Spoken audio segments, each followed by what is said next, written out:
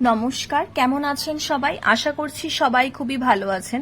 আমার নতুন চ্যানেলে আপনাদের সবাইকে স্বাগত। চৈত্র সংক্রান্তি আর বাংলা বছরের শেষের বিকেলের সময়টা আমরা কেমনভাবে কাটালাম এবং কোথায় গিয়ে কাটালাম সেটাই আপনাদের কাছে তুলে ধরবো আজ ভিডিওর মাধ্যমে, এবং কে কে গিয়েছিলাম সেটাও আপনাদেরকে জানাবো। দিনটা ছিল 13 এপ্রিল 2024। সকালবেলা যেমন করে সবার দিন কাটে, আমারও ঠিক তেমনই কেটেছিল দিনটা। ঘরের পুজো দেওয়া শেষ করে হঠাৎই মাথায় এলো বড় মায়ের কাছে যাব পুজো দিতে। কয়েকদিন ধরে মনটা খুবই টান ছিল মায়ের কাছে যাওয়ার জন্য। ভেবেছিলাম কিছুদিন আগে দক্ষিণেশ্বর মন্দিরে যাব পুজো দিতে, কিন্তু সেটা আর ঠিক হয়ে ওঠেনি। তারপর আজও ঠিক করেছিলাম প্রথমে দক্ষিণেশ্বর মন্দিরেই যাব পুজো দিতে, কিন্তু সেটাও আর হয়ে উঠল না শেষ পর্যন্ত। তারপর হঠাৎই ঠিক হলো বড় মায়ের কাছে যাব। আমি আর সুস্মিতা মিলে ঠিক করি প্রথমে যে যাব বড় মায়ের কাছে। তারপরে অরূপ আর দাদাভাইকে জানানো হলো। আপনাদের সবাইকে জানিয়ে রাখি, সুস্মিতা হলো আমার দাদাভাইয়ের ওয়াইফ, মানে আমার বৌদি ভাই, কিন্তু সম্পর্কের থেকেও বন্ধুত্বটা বেশি, তাই আমি সুস্মিতা বলেই ডাকি। যাই হোক, মেন ভিডিওটাতে ফিরে আসি। রাজি তো ছিল সবাই, কারণ বড় মায়ের কাছে যেতে চেয়েছি, কিন্তু আবার একটু ভাবছিলাম সবাই, কারণ বাইকে যেতে হবে অনেকটা রাস্তা। আমরা তো আর একা যাব না, আমাদের সাথে একটা পুচকুও যাবে, মানে সুস্মিতার ছেলে আর আমার ভাইপো যাবে আমাদের সাথে। খুবই ছোট, 2 বছর বয়স, তাই সবাই একটু ভয় পাচ্ছিলাম। কিন্তু তারপরে সবাই মিলে ঠিক করলাম সবাই একটু রোদটা পড়ে এলে তারপরে বেরোনো যাবে, তাহলে পুচকুর কষ্টটা একটু কম হবে। যাই হোক, আমার আর অরূপের অভ্যেস আছে বাইকে এতটা রাস্তা যাতায়াত করার, কারণ এর আগেও আমি আর অরূপ অনেকবারই বড় মায়ের মন্দিরে গিয়েছি বাইকে করে। আমার আর অরূপের 6 বার যাওয়া হলো বড় মায়ের কাছে, এইবার যাওয়াটা নিয়ে। যাই হোক, বিকেল 4:30-র সময় আমরা সবাই বেরোলাম বড় মায়ের মন্দিরের উদ্দেশ্যে। আমরা মোট 6 জন মিলে রওনা দিয়েছিলাম।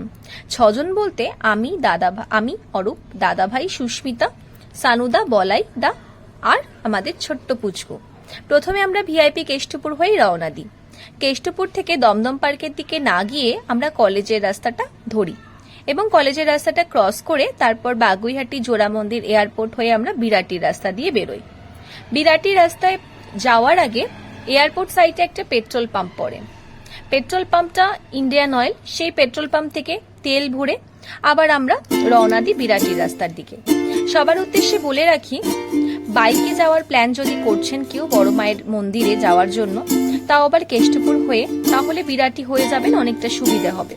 বিরাটির ভেতর থেকে আমরা নিমতা এই রাস্তাটা নিই। নিমতা হয়ে কল্যাণী হাইওয়ে ধরে ব্যারাকপুর ক্রস করে আমরা কাকিনাড়া দিয়ে ঢুকি। তার একটা ভিডিও আপনাদের কাছে শেয়ার করলাম, সেই ভিডিওটা দেখুন, তারপরে বাকি কথা আপনাদের আবার বলবো।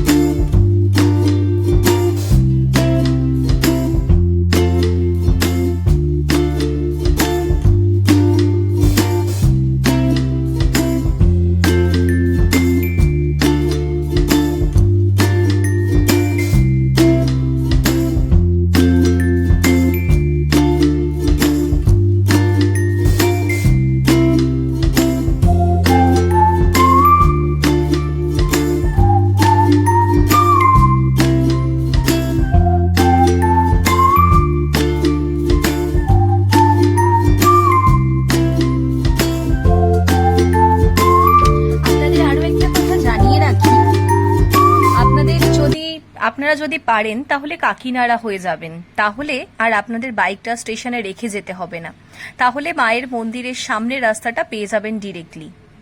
আর যদি নৈহাটি হয়ে আসছেন তাহলে আপনাদের স্টেশনে বাইক রেখে তারপর স্টেশন লাইন ক্রস করে মায়ের মন্দিরে আসতে হবে।